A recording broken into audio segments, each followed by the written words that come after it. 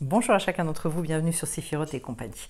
On se retrouve avec grand plaisir pour ma part pour les énergies générales du mois de novembre. Donc cette fois-ci en ce qui concerne les lions. Soyez tous les bienvenus, que vous découvriez la chaîne ou pas, je vous accueille avec grand plaisir. Un tirage d'une énergie pour vous les lions, c'est ce que je vais vous souhaiter sur ce mois de novembre, mais c'est une explosion. C'est le premier tirage et j'en ai déjà fait 8 ou 9. C'est le premier tirage qui a autant d'arcanes majeures, il faut quand même être bien clair, je les compte, 1, 2, 3, 4, 5, donc la moitié de vos cartes, ce sont des arcanes majeures, plus 2 as, les énergies d'as pour moi sont ultra puissantes, et autrement un cavalier et une reine, enfin bon voilà, ce que je veux dire c'est... Voilà, j'ai pas de mots, je sais pas ce qui vous arrive.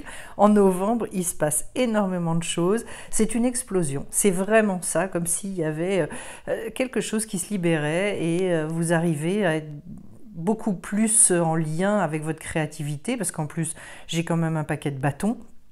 Donc voilà, les 2 personnages que j'ai ici, ce sont des bâtons aussi, l'as de bâton, enfin bref. Donc vous avez compris, c'est du costaud. Et puis j'ai en dos de deck, je vais commencer par elle, la reine d'épée. Et pour moi, ce moment où on est prêt à repartir avec énormément de discernement, parce qu'on est dans l'épée, un côté extrêmement réceptif aussi chez cette reine, et puis... je dirais, quoi que vous ayez pu avoir des déboires dans la vie, des choses qui n'ont forcément pas été tout le temps faciles, etc.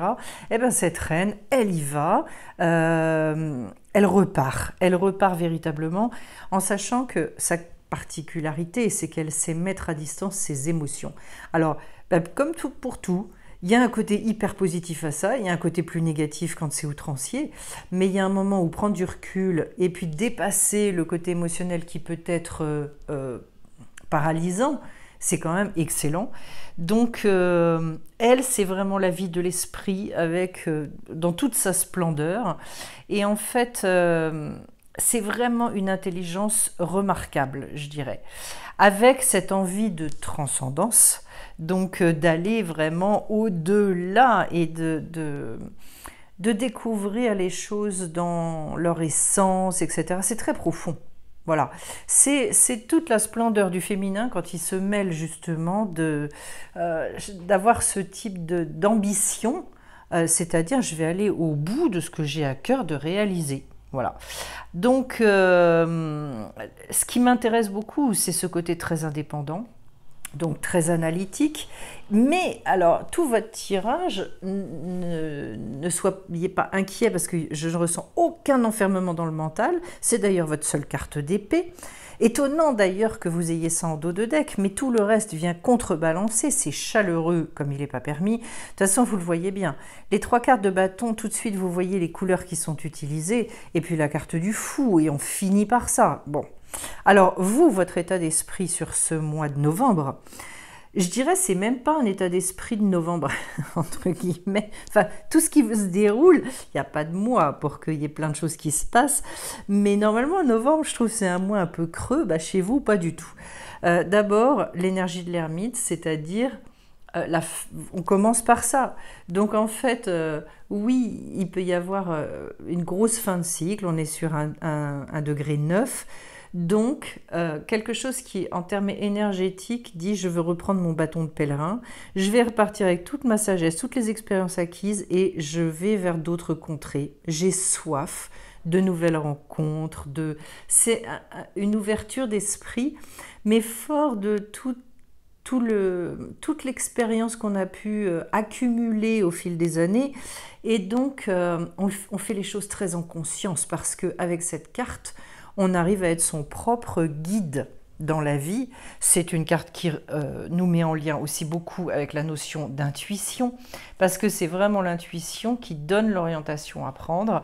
C'est vraiment en fait toute la transformation dans la matière, et c'est beaucoup en verbalisant, en disant, en nommant les choses. Voilà, il y a un grand désir de connaissance pour vous par rapport à aujourd'hui où j'en suis et qu'est-ce que je veux vraiment. Donc, faites confiance à votre sagesse, Faites confiance aussi à tout ce vers quoi vous allez être appelé sur ce mois de novembre. Moi, je vous conseille de l'écouter. Ensuite, la reine de bâton, donc qui va bien d'ailleurs avec le tempérament du lion, somme toute, parce qu'il y a un côté très charismatique, il y a un côté, elle a une aura extraordinaire, et puis c'est donc le personnage pour lequel Jodorowsky dit « je vais aller faire refleurir des déserts », c'est-à-dire je suis prête finalement par rapport à certaines choses de ma vie qui avaient été mises en stand-by, peut-être des renonciations, peut-être voilà, certaines grandes envies, et là on est bien au niveau des rêves, on a envie de repartir. Je la mettrais en fait en lien avec la reine d'épée en me disant l'énergie quand même féminine ici, avec toute cette sensibilité, cette sensualité, parce que ici il est bien question de sensualité, suivez-les. Vivez, vibrez, faites des choses, rencontrez. C'est un mois où c'est pas le quart d'heure de s'enfermer avec des cartes pareilles. Et puis l'envie aussi, enfin cette capacité à séduire. Et je trouve que c'est hyper intéressant. La séduction bien utilisée, c'est quand même plus sympathique que de faire la tronche. Voilà, on peut le dire comme ça. En tout cas, j'ai besoin finalement de ne plus cacher aussi la puissance qui est en moi. Et il y a une force qui a besoin d'être employée, qui a besoin d'être dirigée, et vous le ressentez, et je vous enjoins à l'exprimer, à aller fouiller là-dedans. Puis alors vous finissez cette ligne avec également la papesse. Ce qui est intéressant, elle est beaucoup tombée sur le mois de novembre. Et c'est une carte qui nous parle d'écrire donc une nouvelle page dans son livre de vie. La papesse c'est tout en intériorité. Elle couvre son œuf, donc du coup c'est vraiment son projet, c'est un peu son bébé. Il y a, comment dire, il y a une puissance de vie extrêmement forte, puisque de toute façon la reconnexion s'est faite avec le magicien ou le battleur, et juste derrière finalement c'est tout ce temps de, comment on dit, c'est pas de l'introspection, j'arrive pas à trouver mon mot, quand on revient vers soi justement avec ce retour, et que à l'intérieur c'est en train d'être fécondé finalement, de devenir complètement créateur.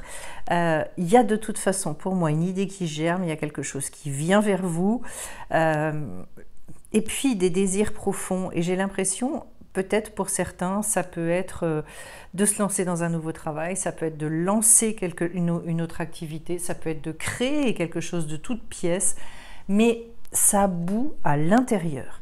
J'ai la même énergie un petit peu... en tout cas, c'est une énergie sage et passionnée. Sage parce que c'est plein d'expérience, parce que ça n'est pas fou, il n'y a pas d'énergie de jeunesse là-dedans, j'ai pas de valet. Donc du coup, on a déjà une sorte d'assise, mais c'est tout en travail intérieur. Je ne sais pas ce que vous allez nous créer, mais de toute façon, ça sort.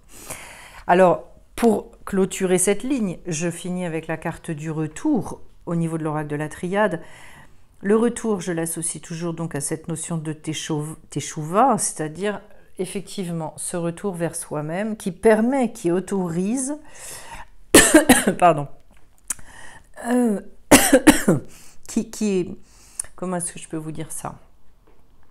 Oui, non seulement on se donne les autorisations, mais ça va au-delà des autorisations. Il y a également la notion d'être tellement en lien avec soi et avec son âme, et d'ailleurs j'ai la carte de l'âme ici, que finalement on accède à une grande justesse, à des révélations. Le retour, c'est toujours...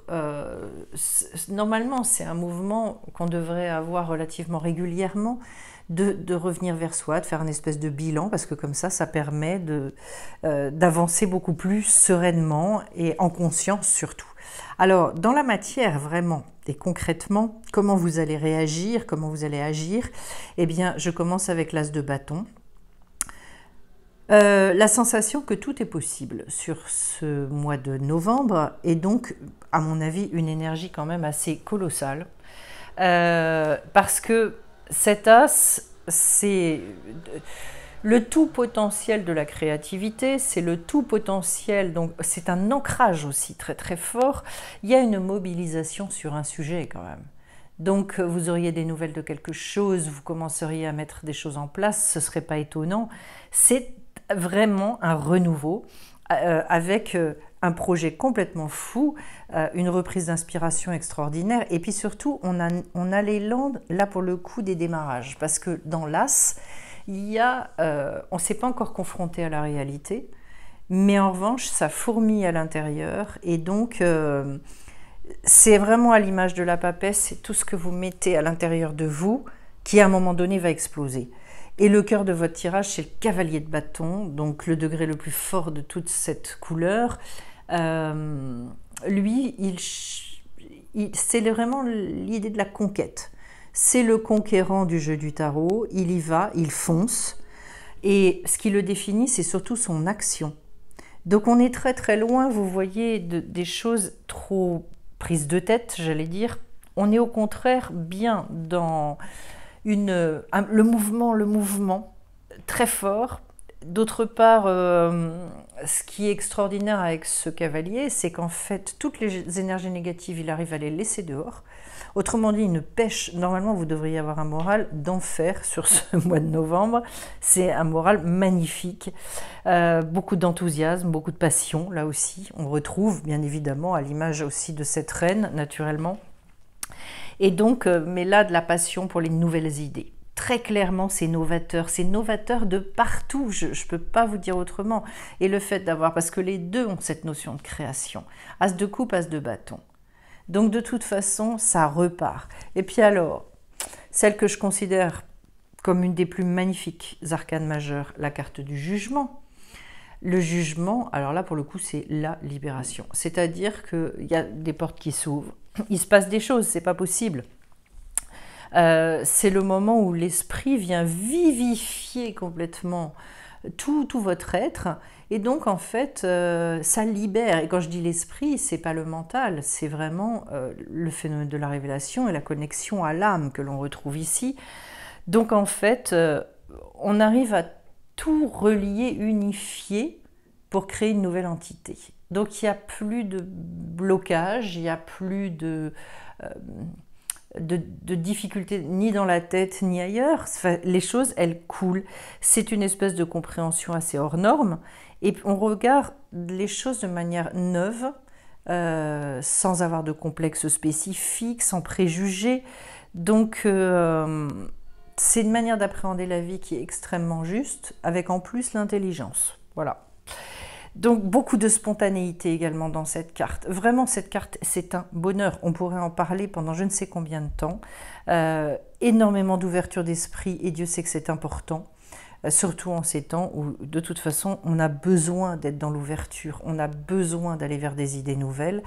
Il peut y avoir des coups de génie vraiment sur ce mois de novembre, et je ne vais pas trop commenter, parce qu'entre l'énergie et l'âme, de toute façon, j'arrête pas d'employer ces mots-là. Vous avez bien compris qu'on est en plein dedans, une énergie de folie. Prenez soin de vous malgré tout, parce que pour connaître certains lions, je sais que quand ils se mettent dans quelque chose, ils ne s'y mettent pas à demi.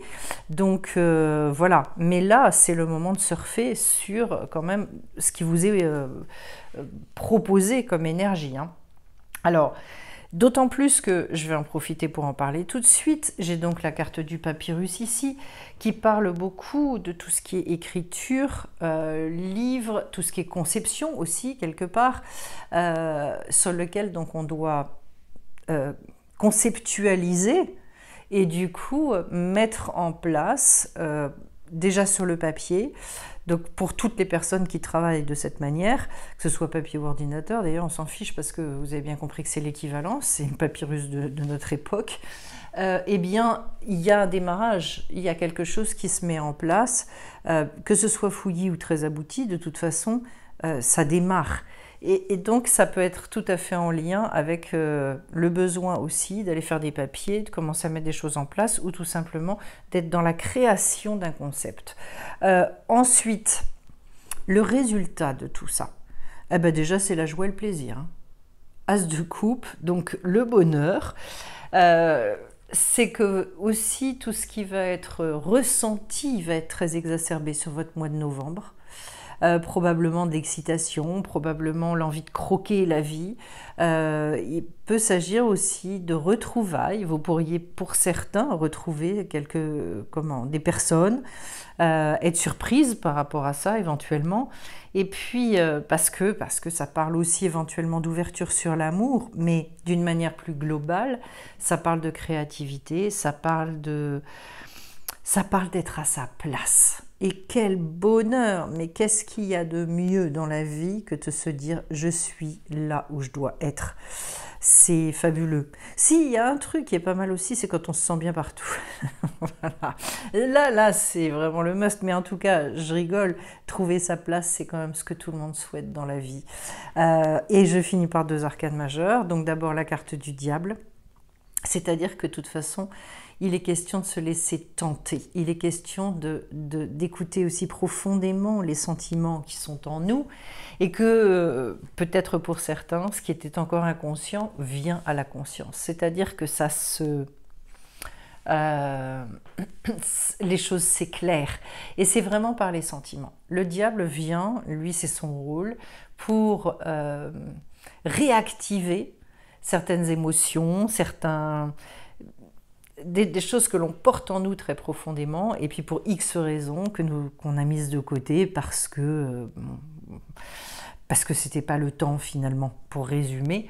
Et donc, mais là en fait, il est question d'aller chercher des choses qui sont inscrites même jusque dans le corps. Et inutile de vous dire que là, je dirais c'est irrépressible. Quand on est en lien avec ça, d'ailleurs, ça donne une énergie et une pêche pour avancer, c'est fabuleux. On retrouve la notion d'énergie. Et puis après, donc, je me mets en lien avec le fou, dernière carte donc de ce jeu. Quelle plus belle carte que le fou dans l'aspect appréhension de la vie.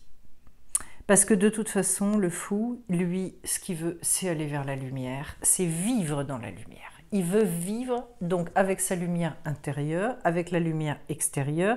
C'est vraiment le fait d'avoir un bon œil dans la vie, de tout regarder de manière extrêmement positive.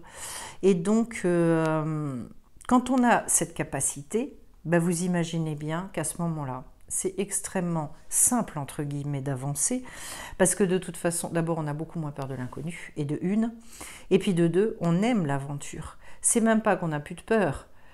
De toute façon, des peurs, on en aura toujours. Mais en tout cas, pas des peurs paralysantes, pas les peurs... je dirais on a plus des questionnements, mais on n'a plus les doutes. Voilà, c'est toutes les nuances finalement, et qu'il y a cet au-delà de la peur où on accepte finalement d'avoir les réponses un petit peu au fur et à mesure qu'on avance dans la vie. Et vous savez, quand on voyage et qu'on voyage justement et qu'on fait un petit peu l'aventurier et qu'on va d'un point à un autre et qu'on rencontre, etc., on a toujours des surprises. Au bout du compte, il y a des fois, il peut arriver des mésaventures, mais quand on y repense après, ce sont souvent, et on le dit tous, les meilleurs moments. C'est-à-dire, oui, il y a eu un état de tension à un moment, puis après ça s'est détendu, ça s'est résolu, et finalement, ça fait partie des moments qu'on a adorés. Ça, vous voyez, c'est une image à laquelle j'avais encore jamais pensé, mais je pense que c'est quelque chose qu'on devrait garder en nous, qu'on devrait garder dans la conscience, pour réaliser à quel point finalement, si on acceptait d'être des aventuriers même en dehors des vacances, ce serait pas mal. Voilà. Alors je vais finir avec ces 3 cartes. Bon, sans grande surprise. Alors déjà, je commence par la carte de la croissance. Elle est magnifique d'ailleurs cette carte. Si vous regardez bien toutes les racines, et les racines, elles semblent vraiment, je dirais... s'enrouler autour de la terre, ce qui va bien avec l'image du cavalier de bâton, c'est-à-dire finalement se savoir profondément citoyen de la terre. Donc certains peuvent avoir des projets qui sont très très en lien avec des valeurs très humaines, l'envie de remettre de la poésie, de la beauté, de tout un tas de choses dans le monde. C'est une croissance qui naturellement est individuelle, mais qui peut vous mener aussi avec des idées de croissance dans le collectif. Voilà. Dans plein de domaines d'ailleurs, parce que je pense que de la beauté, on peut en amener dans énormément de domaines selon comment on fait son travail. Donc de toute façon, pour vous, un mois de croissance, c'est manifeste étant donné vos cartes. Ensuite, j'ai ce respecter. Alors, je vais aller vous lire ça. Pose tes limites et écoute ta temporalité. Ressens ce qui semble juste pour toi. Porte-toi le plus grand amour et la plus grande bienveillance dans chacun de tes choix et de tes décisions. Mais je ne suis pas étonnée parce que de toute façon, je vous ai dit, il faut que vous soyez très reliés à votre âme. C'est cette reliance qui va faire que les choses vont être d'une grande justesse. Mais ça, c'est toujours vrai. On vous le rappelle néanmoins. Et puis après, donc j'ai l'escalier ou le divin avec l'oracle de l'archange Métatron. L'escalier est une métaphore pour exprimer l'élévation de vos énergies et de votre conscience. À chaque marche, vous ouvrez davantage vos chakras pour ressentir, vous voyez que ça fait plusieurs fois, qu'on vous parle de ressentir l'énergie universelle. Votre âme reconnaît sa place dans l'univers. Il est temps de construire l'escalier de votre demeure de lumière. Êtes-vous prêt à accomplir votre travail? J'aime beaucoup parce que ça reprend plusieurs notions. Donc, élévation des énergies et de la conscience, l'âme qui reconnaît sa place dans l'univers et le fait de ressentir cette énergie universelle. Et vous savez, surtout dans la création, on nous dit souvent, il y a une même idée qui peut apparaître à plusieurs endroits différents, parce que finalement, justement, quand on est connecté à l'univers, les idées, elles ne sont pas envoyées qu'à une seule personne. Alors, avant de vous quitter, vous avez un magnifique tirage, franchement. Alors, avant de vous quitter, je vais faire des annonces. Déjà, et la première chose, j'en parle très rarement, mais là, je vais demander plus, parce que finalement, je reçois peu, mais parce que je ne demande jamais. Donc, voilà, pour ceux qui ont à cœur de soutenir la chaîne, vous avez un lien vers Cotise Up de Séphiroth et compagnie. Je remercie d'avance ceux qui auront à cœur de soutenir le travail qui est fait. Ensuite, donc, il reste quelques places pour la formation Construire son harmonie de vie par le plaisir. Et puis, dernièrement, j'ai lancé donc plusieurs petites formations qui sont très accessibles financièrement. Vous les trouverez sur le... Pareil, je mettrai les liens en description sous la vidéo, mais des formations super intéressantes et très pragmatiques sur apprendre à s'accepter, s'aimer sans condition et puis le lâcher prise. Voilà, c'est un démarrage, il y en aura d'autres, mais ce sont déjà des thèmes qui sont primordiaux pour avancer dans la vie. Je vous remercie de votre attention et puis on se retrouve bien vite sur Séphiroth. Bye bye.